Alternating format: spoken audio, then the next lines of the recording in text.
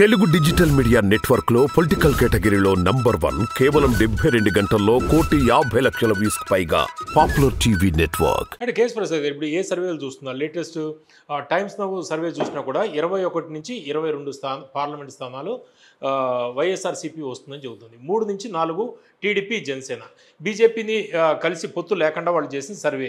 ఇటువంటి పరిస్థితి ఉంటే సర్వే రిపోర్ట్లు ఈ విధంగా ఉంటాయి. బీజేపీ ఎందుకు పొత్తు పెట్టుకుందంటారు?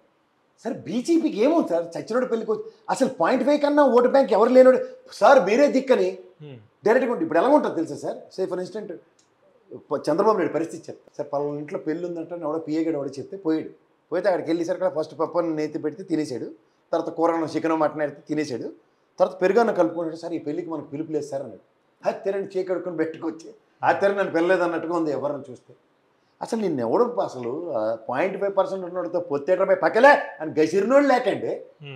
పొత్తుల కోసం అర్రులు చేస్తూ ఈ క్రూషియల్ టైంలో 3-4 రోజులు అక్కడ ఢిల్లీలో పడిగాపులు కాస్తున్నారంటే అసలు ఎవడో అపవసపం తెలియని నీ కనకమేళతో మాట్లాడిస్తున్నారంటేనే మీకు ఆ డొలతనం అర్థం అవట్లే. ఇద్దరు పార్టీలు ఏ జనసేన కానీ తెలుగుదేశం కానీ ఖచ్చితంగా తెలిసి రాష్ట్రానికి జరిగిన వివక్ష ఏంటన్నది. అలాంటి వాళ్ళు పొత్తుల కోసం అరువులు చేస్తారంటే వీళ్ళు చేతకంతానం ఒప్పుకోకపోతే ఇంకేమన్నా సార్ దాన్ని? వీళ్ళకి ఏంటంటే ఆల్రెడీ మెంటల్గా ప్రిపేర్ అయిపోయారు. ఆ మిషన్లతో ఏదో రాజకీయాలు చేసేస్తారట. బీజేపీ పొత్తుంటే జగన్మోహన్ రెడ్డి గారిని ఎలాగైనా మనం తిరుపతి ఎలక్షన్లు ఏడు చేశారు రాబాయ్. 20 మంది ఎలక్షన్ అబ్జర్వర్ వచ్చి కేంద్ర ఎలక్షన్ కమిషన్ ఆధ్వర్యంలో జరిగిన ఎలక్షన్కే మీకు దిక్కుదేమనం లేదు. ఓ పోలీస్ కంప్లైంట్ ఇచ్చుకోలేపారు. మళ్ళీ చీఫ్ సెక్రటరీ స్థాయి ఉన్న ఆవిడని తీసుకొచ్చి బీజేపీ ప్రతినిధి కింద నిలబెట్టారు. అక్కడ ఏం చెప్తారు సార్ వాళ్ళు రాజకీయాలు? కేఎస్ ప్రసాద్ గారు జిల్లాల వారీగా ఎందుకు చెప్తారా మీరు? ఎలా ఉంది ఒక్కొక్క జిల్లాల వారీగా? నాకు తెలిసి శ్రీకాకుళంలో బీజేపీకి టికెట్ లేదండి. జనసేనకి నాకు తెలిసి 30 సీట్లలో విజయనగరం శ్రీకాకుళంలో కన్నా విజయనగరం వైజాగ్లో ఎక్కువగా సీట్లు ఛాన్సెస్ ఉంటాయి బీజేపీ పరంగా. ఎంపీలో కాకుండా ఎమ్మెల్యే కూడా రెండు. ఎందుకంటే Janasena take big number in Vizag and Vizianagaram. Game ఉంటుంది ఎమ్మెల్యే పరంగా. అండ్ మోర్ నెక్స్ట్ ఈస్ట్ గోదావరికి వచ్చినట్టు యాజ్ యూజువల్ వాళ్ళు 33 స్థానాల్లో ఎన్ని అడుగుతున్నారో ఎన్ని వస్తాయి కూడా చాలా డైలమాలో ఉంది. సో 34 దగ్గర ఉంటాయి అక్కడ. ఆ 34లో వీళ్ళకి వచ్చిన 30 షేర్లో BJP will definitely take 6 to 8 స్థానాలు. ఎందుకంటే అనంతపూర్ ఒకటి అడుగుతుంది, పార్సారథి గారు ఉన్నారు, అండ్ ఎంపీ ఒకటి అడుగుతుంది, హిందూపూర్ అడుగుతున్నారు. అలాగే కర్నూలుకి వచ్చాక ఒక సీట్ అడుగుతారు గ్యారంటీగా. వాళ్ళకి కొన్ని ప్రామినెంట్ ప్లేసెస్ ఉన్నాయి. అండ్ మోర్ ఇక్కడ విజయవాడ ఒకటి సెంట్రిక్గా బ్రాహ్మణ సామాజిక వర్గం వీళ్ళు ఎలాగో అక్కడ గతంలో కోట శ్రీనివాసరావు గారు గెలిచిన ఉదంతం కాబట్టి అక్కడ ఒకటి శాతినేని ఆమె ఎవరో ట్రై చేస్తున్నారట. అది ఒక ఆప్షన్ ఉంది. అక్కడ మళ్ళీ మన మూర్తి గారు కూడా ఉన్నారు, ఆయన కూడా ట్రై చేస్తున్నారు. సో ఇవన్నీ సత్యమూర్తి గారు ఆయన వైస్ ప్రెసిడెంట్ స్థాయి కూడా ఉంది, ఆయన కూడా ప్రామినెంట్ క్యాండిడేట్. అక్కడ లాస్ట్ టైం ఎంపీ కంటెస్ట్ చేశాడు. బట్ ఈసారి ఏంటంటే విష్ణు గారికి టికెట్ లేదు కాబట్టి బ్రాహ్మణ సామాజిక వర్గం తెలుగుదేశం అలాగే ప్రణాళిక దిగించి వాళ్ళ రిప్రజెంటేషన్ ఉంటుంది ఎప్పుడు మీరు గమనించలేదు. సో అలా వాళ్ళు సాతినేని ఆమెని ఆ మూర్తి గారిని ఎక్స్పెక్ట్ చేస్తారు, సత్యమూర్తి గారిని తెలియదు. సో అక్కడ ఒక ఛాన్స్ ఉంది. సో అవుట్ ఆఫ్ 6 ఇది 18 సంవత్సరాలు చదివిన ఎంబీబీఎస్ డాక్టర్ ఉన్నాడు కామినేని శ్రీనివాస్, వాళ్ళ కొడుకు టికెట్ ఉంటుంది మచిలీపట్నం మీద పడుతుంది, కైకలూరు అనుకుంటా. అదొకటి బీజేపీ ఒకటి పణంగా తెలుగుదేశం చేతకాని వల్ల ఎదాన పోయాలి అక్కడ కేవలం కుల సమీకరణాల కోసం. అంతకుమించి ఇంకేం లేదు. అసలు ఈయనవాడికి తెలియదు 190 మందికి వీళ్ళు కొడుకుని తీసుకొచ్చి ఇక్కడ నిలబెట్టి క్యాస్ట్ ఆబ్లిగేషన్తో చచ్చినట్టు ఇచ్చే పరిస్థితి క్రియేట్ చేస్తున్నారు.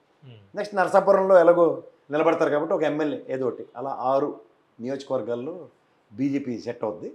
మిగిలిన 24 ఏవైతే ఉన్నాయో అవి జనసేన మరి ఎంత ప్రామినెంట్ తెలుగుదేశం నుంచి తని తగిలేసిన బ్యాచ్ని ఎంటర్టైన్ చేయబోసి గంటా శ్రీనివాస్ భీములు అంటుండు చచ్చినట్టు జనసేన ఆబ్లిగేషన్తోనూ అక్కడే చాగాన పోయవలసి వస్తుంది. సో ఇలాంటివన్నిట్లోంచి నియోజకవర్గాల వారిగా చూసుకుంటే సార్ వెనక బ్యాక్గ్రౌండ్ మ్యూజిక్ చెప్పాలి. సరివెల్ది ఉంది అందరూ చెప్తారు. మీరు కాంగ్రెస్ గురించి బాగా తెలుసు. మీరు irrespective of any circumstances 35% vote bank ఉండేది వాళ్ళకి స్థిరంగా గెలిపోవడం వల్ల అతీతంగా. ఎందుకు? సెక్యులర్ బాణం ముస్లిం, క్రిస్టియన్, ఎస్సీ ఎస్టీ సామాజిక వర్గాలు స్థిరంగా ఓటు బ్యాంక్ ఉండేది వాళ్ళకి విభజనకు ముందు. ఇప్పుడు విభజన తర్వాత అదంతా కన్సాలిడేట్ అవుతుందంటే వైసీపీకి. ఇప్పుడు బీజేపీ పొత్తు అన్నదానికి ఖచ్చితంగా అది స్థిరీకరించబడుతుంది. సో జేబులో 35-40% మధ్యలో ఓటు బ్యాంక్ పెట్టుకున్నోడికి గేమ్ ఎలా ఉంటుంది? వాళ్ళు ఖచ్చితంగా చూడరు. సెక్యులర్ వాళ్ళు ఎవరో చెప్తారు నాకు. నిన్న ఒక జర్నలిస్ట్ మీలట్ అయినా అడిగేది ఒక క్వశ్చన్, అదేంటది అందరూ ముస్లింలు ఆల్కే వేస్తారా కొంతమంది వేయాలంటే? అరే బాబు బీజేపీలో దాంట్లో కూడా నక్వీలటి కేంద్ర మంత్రి ఉన్నాడు ఆయన. ఇవన్నీ 35% మీకున్న ఓటు బ్యాంక్లోనే ఫాలో అయ్యి ఉంటాయి.